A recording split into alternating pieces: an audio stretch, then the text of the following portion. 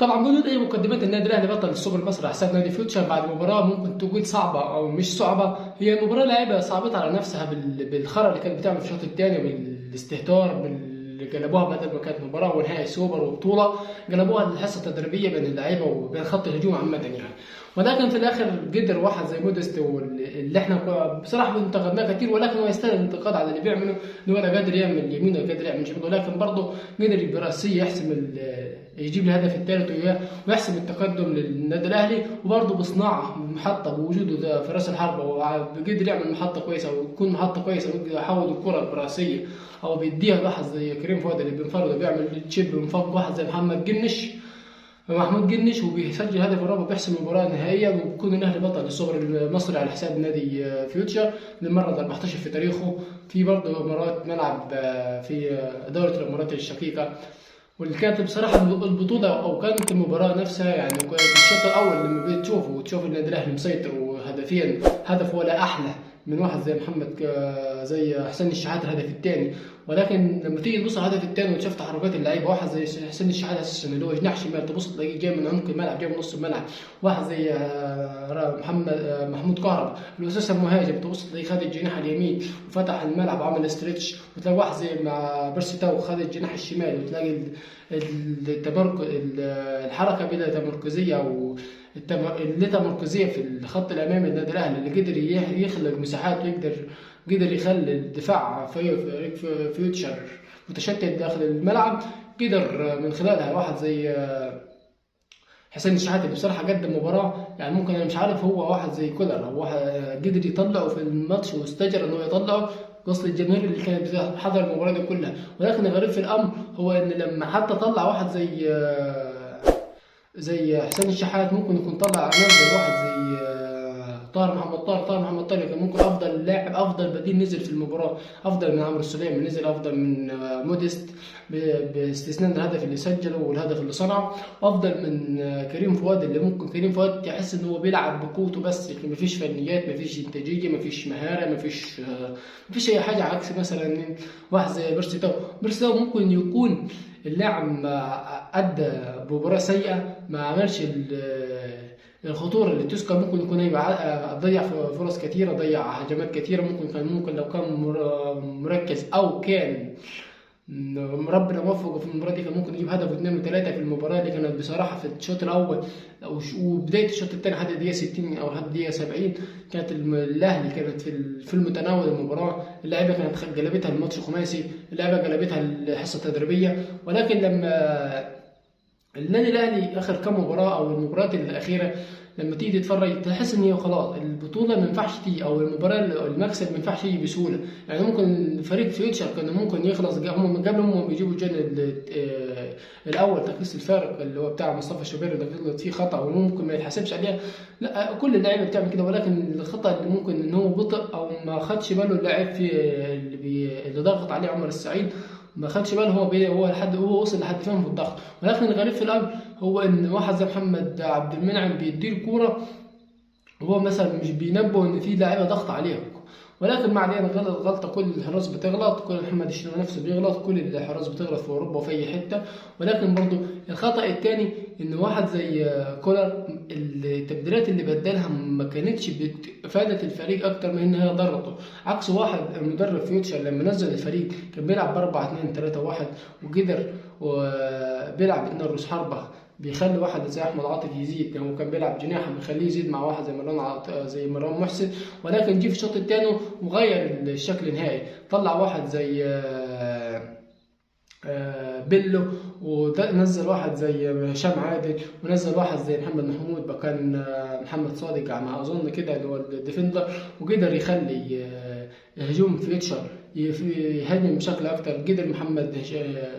هشام عادل يخلق اكتر من فرصه ويعمل اكتر من خطوره ويشتت دفاع النادي الاهلي، وقدر بتحركاته وقدر بخطورته وقدر بحيويته داخل الملعب ان هو يرجع نادي فيوتشر اكتر للمباراه من تاني بتسديده محمد محمود، اللي بصراحه يعني هي التسديده ممكن ما تكونش احلى حاجه، ولكن قوتها مع تغيير اتجاه الملعب قدرت تسكن الشباك بتاع مصطفى شوبير. ولكن الغريب في الامر اللي هو بعد الشوط الثاني والشوط خلاص الماتش خلص الدقيقه 90 وبدانا الشوط الاول الاضافي، ان فريق فيوتشر كان مجاب في نص الملعب، ما كنتش تلاقي اي هجمه من عمق الملعب، ولكن اللي كان مصر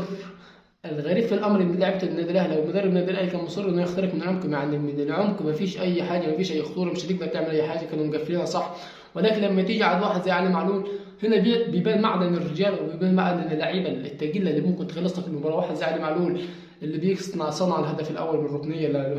لمحمود كهربا، صنع الهدف الثالث والهدف اللي ممكن تكون خلاص هو بتاع البطوله، اللي واحد زي موديست بعرضيه. وهنا اللي يديك يعني واحد زي علي معلول، لا علي معلول مهما كان هو عنده 34 سنه ولكن لسه بيدي في الملعب. انت متخيل بيصنع الهدف في الدقيقه 115 من الوقت الضائع من الشوط الاضافي، غير الوقت الضائع بتاع الشوط الاول، غير الوقت الضائع بتاع الشوط الثاني، غير الوقت الاضافي نفسه 115، يعني اكثر من ساعه، اكثر من ساعتين لعب او ساعتين وحاجه لعب متواصله، ومع ذلك بيقدر يصنع اهداف، بيقدر يدافع، بيقدر يغطي. واحد تاني ممكن تكون الجندي المجهول في الملعب دوت واحد زي مروان عطيه اللي اقسم بالله بيقدم ماتش ورا التاني ورا التالت. سيبك من الناحيه الهجوميه، ممكن الناحيه الهجوميه ما يكونش بيقدم احسن حاجه، ولكن الناحيه الدفاعيه مروان عطيه، لا مروان عطيه اللي بيغطي اللي يقدر ولابس مع احمد نبيل كوكا اللي ممكن الاثنين دولت عاملين زي كده حسن وبوجلس في بعضيهم، مطرح ما شاف اللاعب مين معه الكره هم الاثنين يروحوا قافلين عليه، شوف مين معه الكره يروحوا قافلين عليه، ايا كان اللاعب فيه، طالما انت وصلت نص ملعب خلاص الكره ايا كان انت مين او ايا كانت الكره مكانها فين، لا احنا هنخش عليك نقطع الكره، هم الاثنين كده بيروحوا عاملين كماشه يقطع الكره، خلص الكلام على كده. ولكن الغريب في الامر واحد زي محمد عبد المنعم اللي اتعملت من وراه كوره اللي جت من جنب القائم اللي لعبها عبد الكبير الوادي وعمل عليها تاكلينج المهاجم احمد عاطف، ولكن ما حصلهاش. ولكن الكره ديت انت كمدافع لازم ظهرك ما يبقاش للمرمى، هم لازم تدي جنبك للمرمى بحيث ان الكره اتلعبت وراك تقدر تجري، انما انت لسه هتلف خلاص انت بقيت بره اللعبه، اتلعبت وراك الكره القطريه للمهاجم عبد الكبير الواد اللي ما لقيش حد، يعني ممكن لو واحد زي احمد عاطف قدر يحصلها الكره كان الهدف الاول لنادي فيوتشر. ولكن هنا الغريب في الامر انك انت مش متمركز صح، مش واقف صح، المفروض انت كمدافع واخر لاعب لا انت ممكن تدي جنبك للمرمى بتاعك، ما تديش ظهرك، لانك عقبال ما تلف عقبال ما تروح عقبال ما تعدل نفسك هتلاقي خلاص الماتش خلص او الهدف خلص او الفرصه خلصت. وده خطأ يؤخذ عليك كلاعب بتلعب في النادي الاهلي كمدافع اول للنادي الاهلي وكمدافع اول للمنتخب المصري. ولكن هنا لما تيجي تبص على التشكيل نفسه، واحد زي حسين الشحات لما طلع، لا حسين الشحات كان مقدم مباراه تكتيكيا وكان مقدم مباراه فنيا داخل الملعب، لا حاجه فوق العظمه. بيفكرني كده مثلا بحسين الشحات اللي هو الموسم الماضي عكس الموسم دلوقتي والحاله التدهوريه اللي كان فيها. واحد تاني اللي ممكن نقول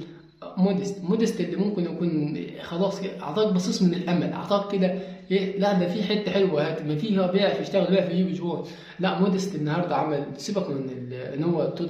من ساعه ما نزل الملعب من الدقيقه حاجه و70 على ما اتذكر مش فاكر بالظبط لحد ما جاب الجون، هو ايوه تايه في الملعب، هو مش موجود في الملعب، هو عبء على الفريق، ما فيش ولا لاعب بيبصيله ما كانه مش موجود ولا كانه مثلا هو بيلعب، يعني هو صاحب الكوره فبيلعب في الملعب غصب، فعشان كده محدش طايقه ومحدش بيبصيله. ولكن الكوره من زي دي واحد زي علي معلول اللي بصراحه مش عارف هو جاله ازاي القلب انه يرفع الكوره دي لموديست وقدر موديست يجيب الجول. ولكن انت لما تيجي تبص على بقيه اللعيبه مفيش واحد بيصيده مهما كان مركزه في ال 18 مهما كان مكانه مهما كان عدلته قدام الجول مهما كان هو محدش بيبصيله ومحدش بيعمله. ولكن لما تيجي واحد زي علي معلول بيرفع له العرضيه، بصراحه عرضيه عباره عن انت بطنك وجعك ايوه قال خد الدوايه دي، خد حته سده الدوايه دي، او عندك صداع خد البرشامه دياتي. فهو كده علي معلول قال له انت عايز تجيب جول، قال له طب خد هات جول. فتبص تلاقي علي معلول مش اول فرصه دي، يعني عمل اكتر من فرصه واحده لحسين الشحات اللي حب يلف ويقطمها ويشيلها ويحطها في البعيده، ولكن المدافع شالها منه وبتجلي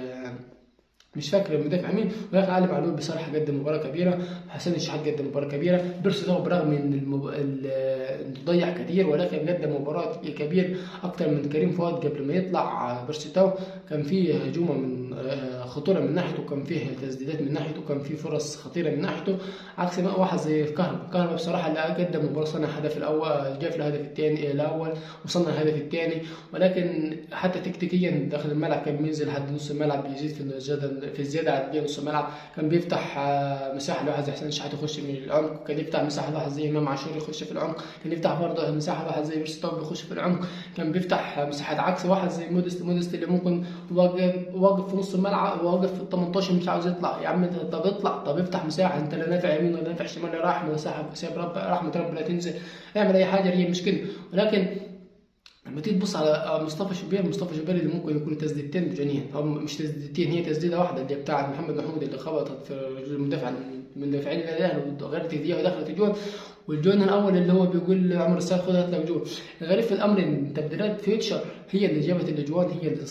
غيرت المباراه، هي اللي رجعت فيوتشر للمباراه. ولكن الحقيقه اللي تحرق الدم ان لما حتى الاهلي لما تقدم بجون وانت عارف ان في فيوتشر هيجيب الهدف التعادل،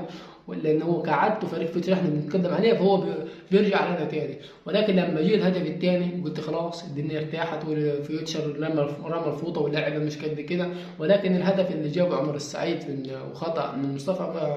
مصطفى شوبير هو اللي دخل فريق فيوتشر في المباراه، هو اللي قدر يخليهم يخشوا في المباراه. ولكن قدر الله ما شاء فعل في ال 90 دقيقة وحرقوا دمنا اي نعم. ولكن في الاخر البطولة بتاعتنا والحمد لله رب العالمين، وشكرا عمي موديست. ولكن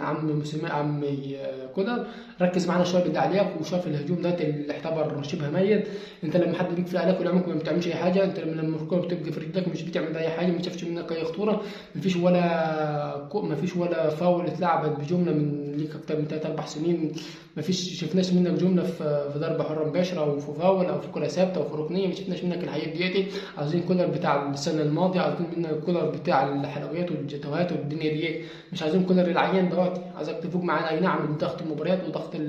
وجد اللعيبة ما يأثر عليك بالسلب، ولكن ما علينا، احنا مالناش دعوة، احنا في الاول والاخر برضه مشجعين وجمهور عايزين نفرح وعايزين نستمتع بالكورة، مش عايزين نشوف الخرا دلوقتي. احنا كنا فايزين 2-0 هوب نبقى خلاص، نبقى ممكن البطوله مش بتاعتنا. انت فريق فيوتشر ضيع اكتر من كوره بعد الهدف، بعد التعادل ضيع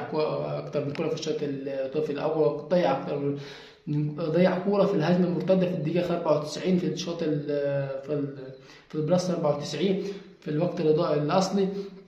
كان ممكن ينهي المباراه. ولكن الحمد لله رب العالمين قدر الله ما شاء فعل. الحمد لله رب العالمين، مبروك البطوله للنادي، مبروك الفوز، مبروك البطوله 150. تعرف يعني 150 بطوله، مش 150 يعني 150 بطوله اللي عمك مش عارف فيها الدنيا بايظه.